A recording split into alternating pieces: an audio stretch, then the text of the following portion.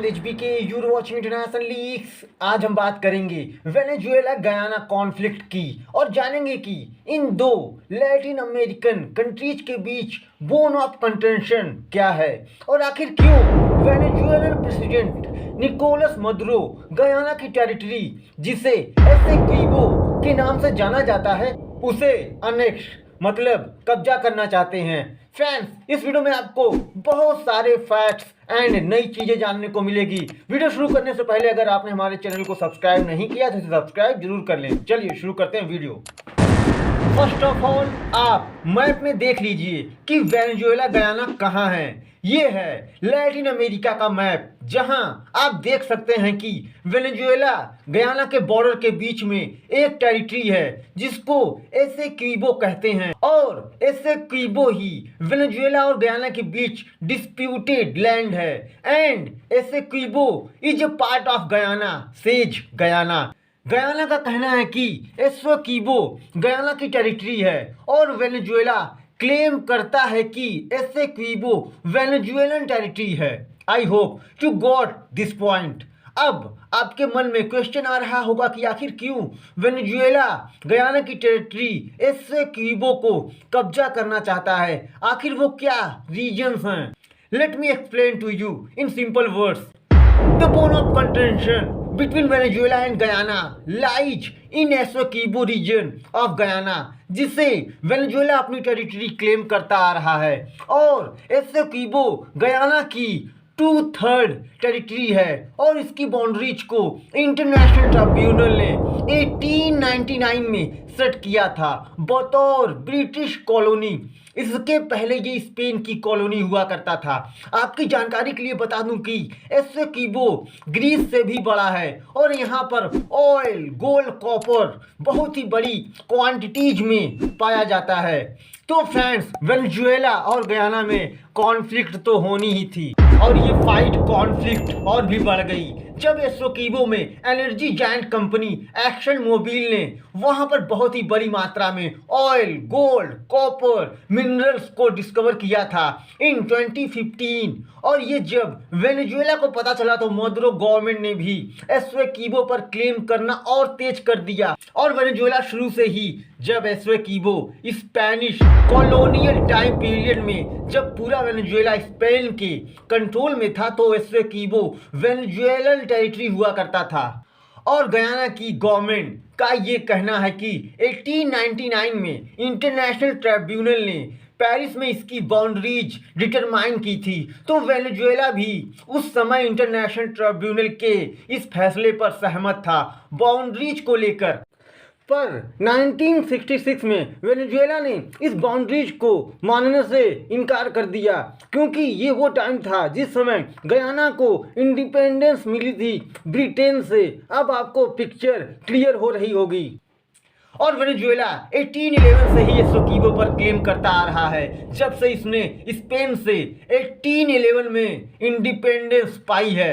एसेक्विबो की पॉपुलेशन 120,000 है। ये रीजन डेंसली जंगल है पर यहाँ पर भारी मात्रा में ऑयल, गोल्ड, कॉपर के भंडार हैं और 2018 में गयाना ने इंटरनेशनल कोर्ट ऑफ जस्टिस में भी अप्रोच किया था कि इस इश्यू को सेटल डाउन किया जाए, लेकिन कई सालों तक इस पर कोई डिसीजन नहीं आया। तो वेनेजुएला ने इस पर अपनी अथॉरिटी के लिए लड़ाई और तेज कर दी और इसी को लेकर वेनेजुएला के प्रेसिडेंट निकोलस मादुरो ने डिसाइड किया कि इंटरनेशनल ट्रिब्यूनल के डिसीजन को इग्नोर करते हुए वेनेजुएलन सिटीजन्स को जो इंग्लिश स्पीकिंग है पॉपुलेशन है वहां पर उन्हें वेनेजुएलन सिटीजनशिप ग्रांट कर रहे हैं और ये 2/3 ऑफ गयानाज टेरिटरी को वेनेजुएला का न्यू स्टेट बनाना चाहते हैं।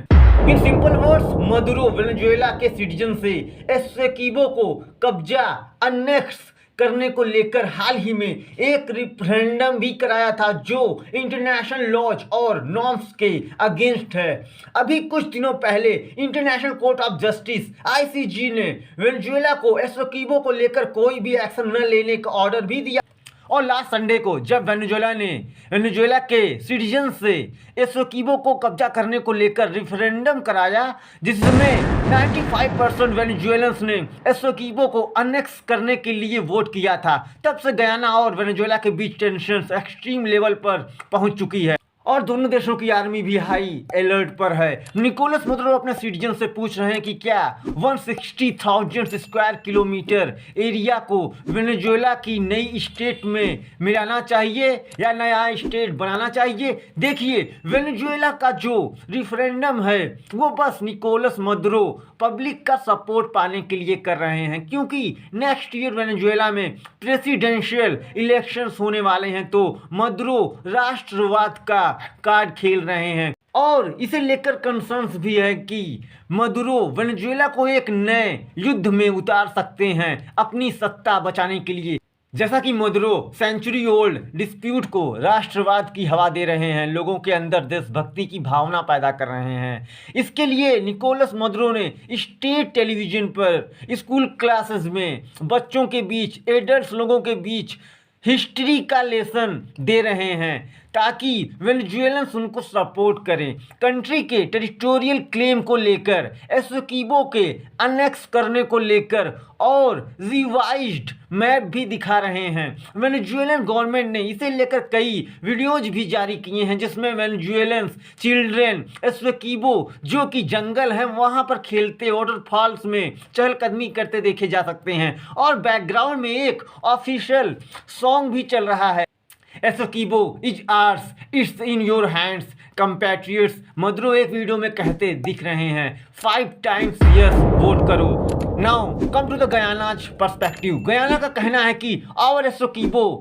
Belongs to the people of Guyana. Essequibo Guyana को बिलोंग करता है, always has and always will be, हमेशा से है और हमेशा रहेगा। और जो लोग उस रीजन में रहते हैं वो इंग्लिश बोलते हैं, वो गयाना की गवर्नमेंट को टैक्स पे करते हैं, वो गयाना का कॉन्स्टिट्यूशन फॉलो करते हैं और खुद को गयानीज कहते हैं, और इसका वेनेजुएला से कोई भी लेना देना नहीं है। अकॉर्डिंग टू एक्सपर्ट्स, मदुरो कई डिकेड्स से पावर में हैं, जिसकी वजह से गरीबी और इनसिक्योरिटीज की वजह से वेनेजुएला से वेनेजुएलन्स 7 मिलियन लोग वहां से भाग चुके हैं। और एसोकीबो ही मेजर इश्यू है वेनेजुएला के अंदर, जो वेनेजुएलन्स को एक साथ ला सकता है, यूनाइट कर सकता है अक्रॉस पॉलिटिकल डिवाइड। और मदुरो इसी इश्यू को वेनेजुएलन्स को एक साथ लाने के लिए यूज कर रहे हैं, जिससे नेक्स्ट प्रेसिडेंशियल इलेक्शन के लिए लोगों को मोबिलाइज किया जा सके।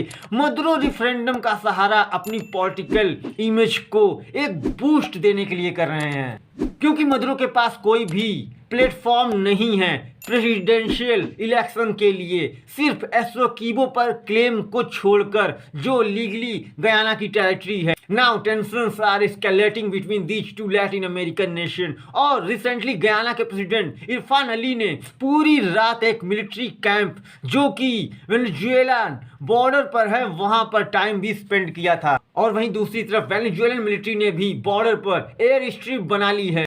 और वेनेजुएला के interior minister Vladimir Pedro Lopez कोई भी इंटरेस्ट टेंशन शांत करने के लिए नहीं दिखा रहे हैं और अपनी आर्मी से कह रहे हैं कि हम एसोकीबो को डिफेंड करने को तैयार हैं अपने लास्ट ब्लड और स्वेट तक।